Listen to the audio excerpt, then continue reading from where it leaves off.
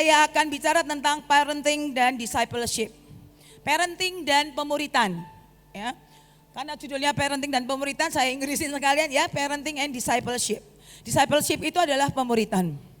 Nah, saudara, kalau saudara perhatikan di dalam perjanjian lama itu dimulai dengan inisiatif Tuhan membentuk keluarga. Betul tidak? Kenapa Tuhan setelah menciptakan Adam, kemudian dia juga menciptakan Hawa? Supaya apa? Firman-Nya bilang apa? Beranak cucu dan bertambah banyak, kuasain bumi. Dan kemudian Adam, Hawa memiliki anak, terbentuk satu keluarga. Perjanjian baru dimulai dengan silsilah Tuhan Yesus. Kalau ada silsilah, berarti keluarga demi keluarga, demi keluarga, demi keluarga. Betul? Berarti kita bisa lihat Tuhan itu memang sangat serius dengan yang namanya keluarga. Mau ngomong perjanjian lama, mau ngomong perjanjian baru, semua dimulai dengan keluarga. Dan saudara, coba saudara pikirkan. Ketika ada satu keluarga, ya Adam dan Hawa dengan anak-anaknya, kemudian ada anak-anaknya lagi dan seterusnya. Sehingga akhirnya terbentuk suatu bangsa. Betul enggak? Suatu bangsa bisa ada kalau ada keluarga, jadi satu bangsa.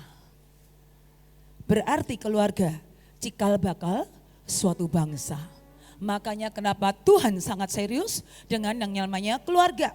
Nah, oleh karena itu juga kita akan betul-betul lihat sekarang betapa pentingnya yang disebut dengan parenting.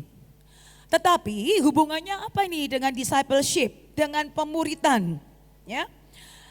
Next slide. Kalau kita bicara parenting itu kan gini ya, parenting kalau kita bicara teori parenting itu kan membesarkan anak. Gitu, betul? Tapi sebetulnya saudara sadar tidak? Parenting itu tidak sekedar membesarkan anak. Tapi kita sedang menjadikan mereka murid Kristus. Kalau saudara cuma berpikir pokoknya aku gedein anak, aku hidupin dia, aku biayain sekolah, kasih makan, setelah itu terserah. Saudara sedang tidak melaksanakan apa yang Tuhan rindukan. Kenapa? Firman Tuhan jelas, Matius 28, jadikan seluruh bangsa muridku. Itu termasuk anak-anakmu saudara. Anak-anakmu masuk seluruh bangsa enggak kategorinya? Masuk enggak? Oh anakku di luar bangsa, enggak bisa lah. Itu termasuk perintah untuk para orang tua. Nah, siapa yang memuridkan? Pemuridan harus dimulai dari rumah. Dan siapa yang melakukan? Orang tua. Yaitu pertamanya tolong dicoret aja ya. Mana tadi ya? Kok sudah jalan di sini? Belum sampai sini saya. Ikutin saya saja media. Ya, pemuridan dimulai dari rumah dan orang tua yang harus melakukannya, bukan yang lain. Kalau saudara begini, pemuridan urusan gereja. Bukan, pemuridan bukan urusan gereja. Pemuridan itu urusannya saudara sebagai orang tua. Engkau yang meletakkan dasar dan fondasi iman di dalam diri anak-anakmu. Bukan gereja, bukan hamba Tuhan. Bukan guru sekolah minggu. Bukan guru sekolah Kristennya. Bukan. Itu adalah tugas yang Tuhan berikan kepada para orang tua. Oleh karena itu, suami dan istri harus bekerja sama untuk mendidik anak-anaknya menjadi murid Kristus. Nah, saudara pegang itu dulu. Ini konsep ini kita harus masukkan dulu di dalam pikiran, di dalam hati kita, di seluruh tubuh, jiwa roh kita, bahwa tugasku memuridkan anakku. Waduh, telanjur. Nah, sekarang coba dilihat bagaimana kondisi anak-anak saudara. Murid Kristus atau ke gereja aja gak mau. Nah, berarti ada yang miss, ada yang salah di orang tuanya. Itu kan salah anak saya bandel. No, gimana pun juga itu tanggung jawab orang tua, bukan anaknya. Nah saudara, yuk kita sama-sama akan betul-betul bongkar ya cara pikir kita supaya kita tahu bahwa itu adalah tugas kita. Next slide. Tuhan itu pembangun keluarga. Mari kita baca di Mazmur 127 ayat 1. Jikalau bukan Tuhan yang membangun rumah, sia-sialah usaha orang yang membangunnya. Rumah ini bicara keluarga, bukan bangun rumah bangunannya, bukan. Tetapi keluarga, kalau bukan Tuhan yang membangun keluarga, sia-sia semua usaha kita. Kita tuh sebenarnya kan jangan ngerti juga caranya gimana, makanya biar Tuhan yang melakukannya. Tetapi Tuhan memberikan rema, memberikan pengertian, memberikan hikmat kepada para orang tua untuk membangun keluarganya, anak-anaknya, dan mereka harus jadi murid Kristus. Nah dibilang ya Tuhan yang membangun. Terus dibangunnya seperti apa? Mari kita lihat Efesus 2 ayat 20. Yang dibangun di atas dasar para rasul dan para nabi. Semua yang ditulis di Alkitab, yang ditulis oleh para rasul, para nabi, itu harus jadi dasar dari bangunan yang kita bangun di diri anak-anak kita. Berarti balik lagi dasarnya apa? Firman Tuhan. Dengan Kristus Yesus sebagai batu penjuru. Batu penjuru itu apa sih? Kalau bangunan, apanya? Fondasi utama. Itu Yesus Kristus tetap. Jadi fondasinya, rangkanya itu bukan apa kata dunia. Kata dunia ini, kata temanku ini kalau didik anak. No, tetap fondasinya Yesus Kristus, batu penjurunya Yesus Kristus. Dasar yang di atasnya lagi adalah firman Tuhan. Oke, kita satu suara kah? Satu suara ya? Satu suara saudara ya, satu suara kita. Oke, nah jadi seandainya saudara bayangkan, wah keluarga A, keluarga B, ini di sini ada berapa ribu keluarga ini ya. Masing-masing keluarga itu orang tuanya mendidik anak-anaknya dengan dasar utamanya adalah Yesus Kristus. Fondasi di atas-atasnya adalah firman Tuhan. Kita akan ketemu dengan keluarga demi keluarga yang hidupnya benar dan bahagia. Betul enggak? Betul? Iya enggak? Loh kok enggak ada yang mengaminkan saya nih? Aduh, benar gak sih? Betul enggak? Nah, kalau seandainya itu terjadi, berarti yang kita deklarasikan di Yesaya 60 yang berkata semua penduduknya orang-orang benar, tergenapi enggak? Tergenapi saudara. Kenapa kita setiap kali deklarasi penduduknya orang-orang benar, tapi enggak benar-benar? Karena keluarga bukan orang benar. Siapa yang bertanggung jawab? Orang tua, saudara dan saya.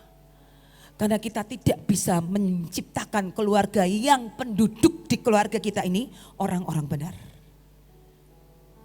Kalau ini orang benar. Wah, Yesaya 60 tergenapi, semua penduduknya orang-orang benar, tidak ada kejahatan di muka bumi. Oleh karena itu iblis sangat benci dengan keluarga. Saudara tahu kenapa keluarga dia rusak? Komunikasinya miskom terus, berantem terus. Kalau ngomong nyolot satu dengan yang lainnya. Gak bisa diskusi, gak bisa ngobrol. Baru ngobrol dikit langsung sungguh pendek, marah-marah. Sering. Tapi banyak keluarga-keluarga Kristen tidak sadar. Dan mereka berpikir gini, memang umum kok, apalagi anak-anaknya ABG, pasti gitu. Bukan umum saudara. Itu karena iblis betul-betul mau serang keluarga demi keluarga. Kenapa? Iblis tuh tahu rencana Tuhan ini. Kalau rencana Tuhan ini digenapi, nerakanya kosong. Nggak ada orang jahat soalnya. Dari kecil anak-anak sudah kenal Yesus. Udah terima Yesus. Mereka jadi orang benar. Makanya iblis sangat marah dengan ini dan dia rusak begitu banyak keluarga. Nah saudara tolong dipahamin hal ini. Betapa pentingnya fungsi Bapak Ibu sebagai orang tua. Ketika kita tidak melakukan fungsi kita untuk memuridkan anak-anak kita untuk dia mengenal Kristus, berarti kita sedang tidak melakukan amanat agung Tuhan Yesus. Oke ya saudara ya. Oke, nah kita lihat next Mazmur 197 ayat 3-5. Sesungguhnya anak-anak adalah milik pusaka daripada Tuhan. Milik pusaka itu apa? Warisan ya. Kalau kita dikasih warisan milik pusaka, akan kita simpan baik-baik enggak? Kita pelihara baik-baik enggak? Atau terserah lah ya. Enggak ya pasti ya. Dan buah kandungan adalah suatu upah. Seperti anak-anak panah di tangan pahlawan. Demikianlah anak-anak pada masa muda. Anak panah di tangan pahlawan. Kalau anak panah itu yang megang pahlawan, kalau dia bidikkan anak panah itu, tepat sasaran enggak? Tepat sasaran. Tapi kalau yang megang bukan pahlawan dan dia enggak tahu cara megangnya, wah bisa mencong-mencong ya. Tapi ini dibilang anak panah di tangan pahlawan. Pahlawannya siapa? Orang tua. Nah orang tuanya kenal Tuhan enggak? Sungguh-sungguh dalam Tuhan enggak? Kalau orang tuanya juga enggak kenal Tuhan, enggak sungguh-sungguh dalam Tuhan, kamu mau memuridkannya dengan cara gimana? Nanti dia bukan di tangan pahlawan, anak-anak kita itu bukan anak panah di tangan pahlawan. Nanti itu di tangan enggak tahu tangannya siapa, sehingga harusnya tepat sasaran ke tengah-tengah, dia bisa mencong kanan, mencong kiri. Mari kita lihat lagi selanjutnya. Demikianlah anak-anak pada masa muda. Ada kata-kata masa muda. Bapak Ibu yang belajar tentang parenting, kita semua tahu ya, golden age itu adalah umur 1 sampai umur 7. Umur 1 sampai 7 itu adalah masa-masa emas di mana kita itu mau isi apapun di dalam diri anak itu diserap, semuanya diserap.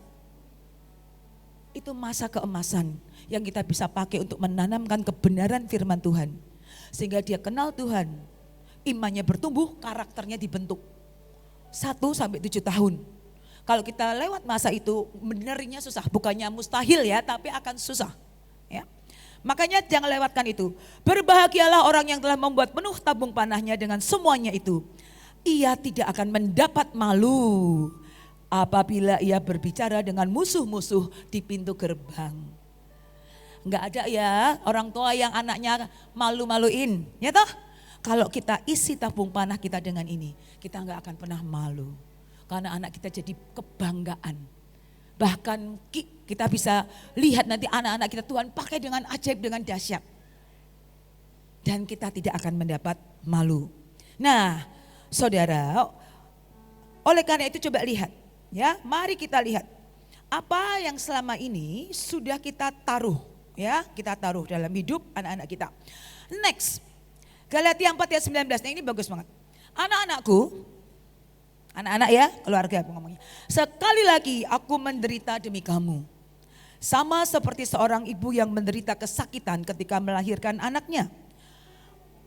Aku akan merasakan itu terus sampai kamu sungguh-sungguh menjadi seperti Kristus. Saudara lihat, Paulus itu ngomong kepada anak-anak, ini memang anak-anak rohani ya, karena Paulus kan tidak berkeluarga. Tapi dia bilang, aku itu akan menderita terus seperti seorang ibu yang baru melahirkan. Aku akan lakukan itu sampai kamu tuh sungguh-sungguh menjadi seperti Kristus. Berarti sebagai orang tua, kita juga harus terus sungguh-sungguh sampai menjadikan anak-anak kita menjadi seperti Kristus. atau kita lelah. Capek lah mama ngurusin kamu terus, capek. Nah ya, apalagi terus papanya nih. Papanya bilang, capek lah itu urusannya mamanya. Nggak bisa. Saudara ya, urusan parenting, urusan membesarkan anak, urusan membangun dasar iman anak, urusan membangun karakter anak, itu tanggung jawab utamanya di siapa? Ayah, bukan ibu. Ayah. Ayah, bapak-bapak, ya. Aku udah capek pulang kerja ngurusin anak. Kamu sedang tidak melakukan amanat agung. Itu ayah.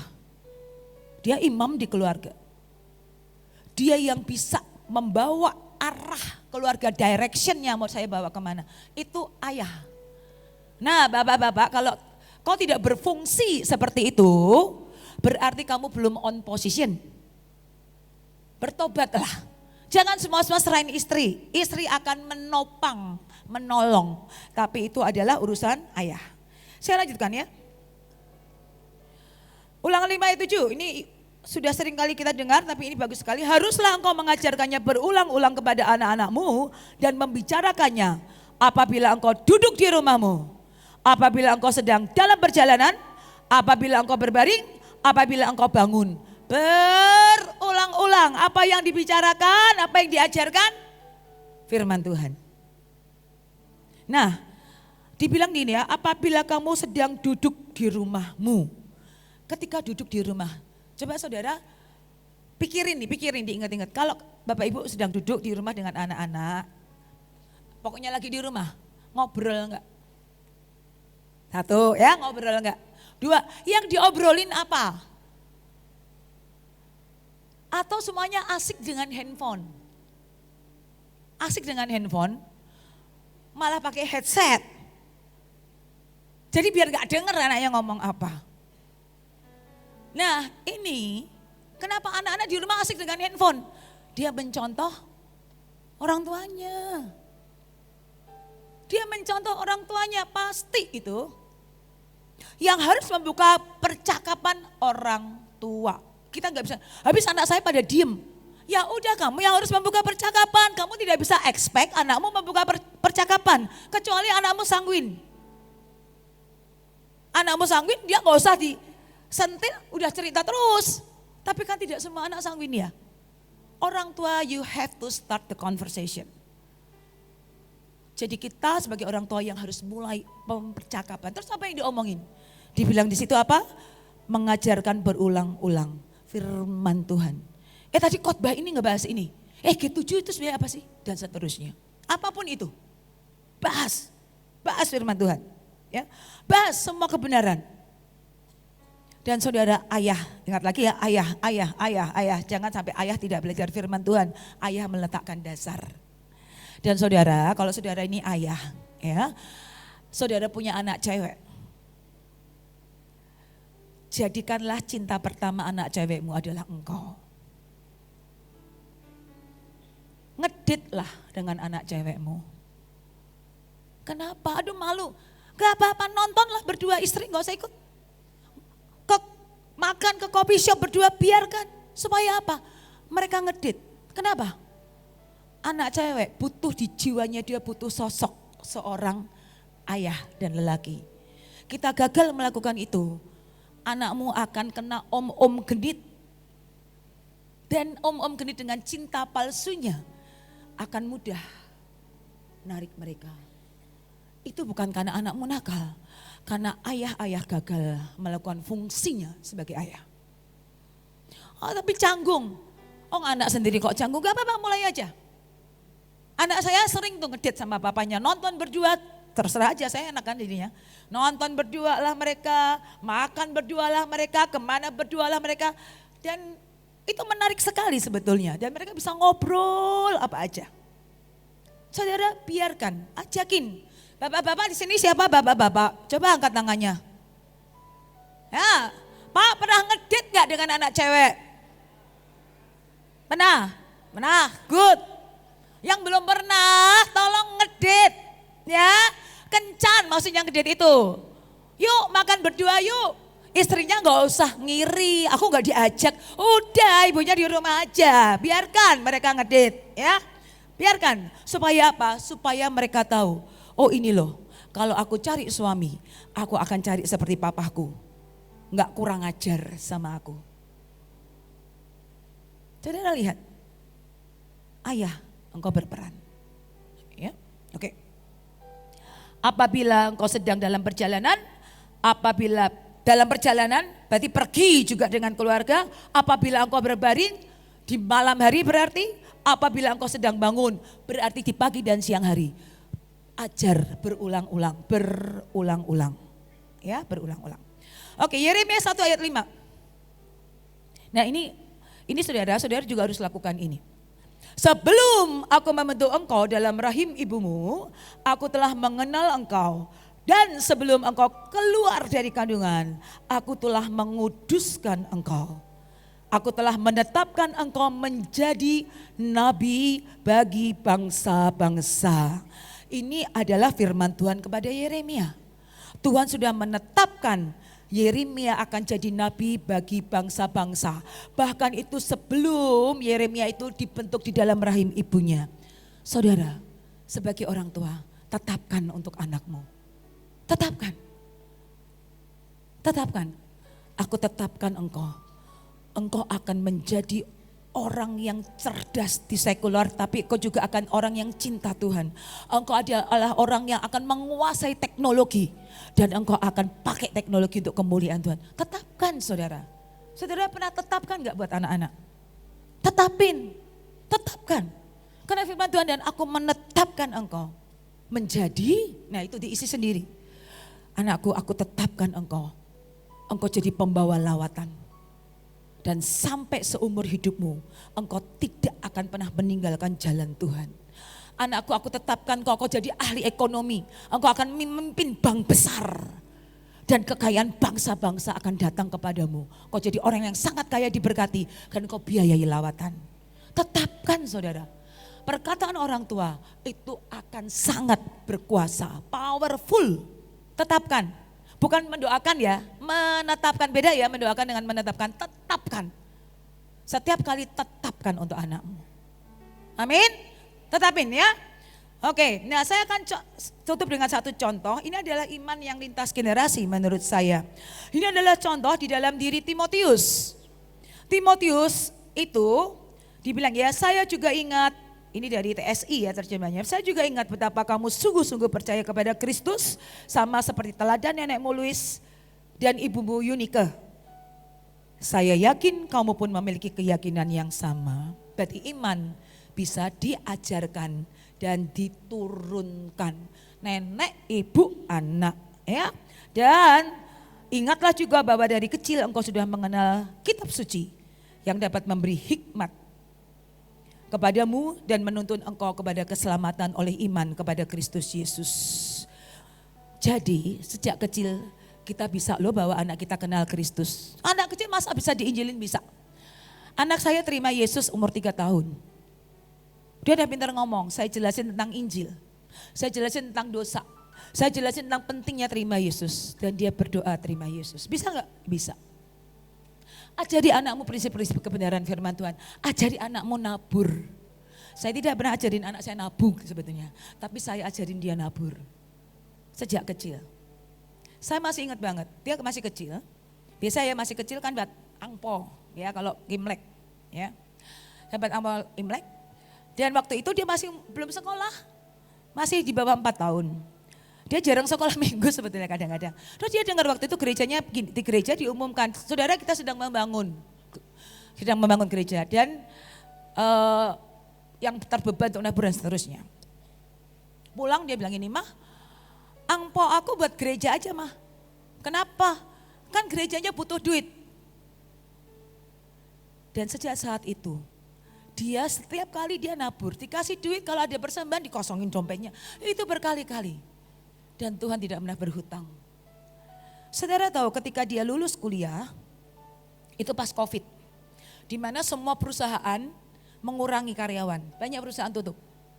Semua orang susah cari kerja. Dan waktu dia lulus kuliah, dia tuh kepingin banget kerjanya di bank. Dan Banyak banget yang sudah nggak terima itu yang namanya manajemen training dan seterusnya. Dan tapi ajaibnya di saat-saat COVID seperti itu, dia diterima di salah satu bank besar di Indonesia. Berapa yang apply, yang melamar kerjaan, kompetitornya dia, 19.000 sekian orang. Dan diambil hanya 20 orang. Dan dia salah satunya. Saudara lihat ya, iman itu harus dibangun dari dasar. Ketika dia mengerjakan apa yang Tuhan mau, Tuhan tidak pernah berhutang. Dan sampai sekarang saya lihat berkatnya, itu ajaib banget. Nah saudara, jadi anakmu kebenaran firman, belum terlambat, tapi anak saya sudah besar belum terlambat. Ayo para orang tua, engkau tidak hanya mendidik dan membesarkan anak, tapi engkau juga memuridkan anak-anakmu. Amin saudara. Selesai dari sini, ayo ubah caramu mendidik dan membesarkan anak. Ya. Tuhan Yesus memberkati.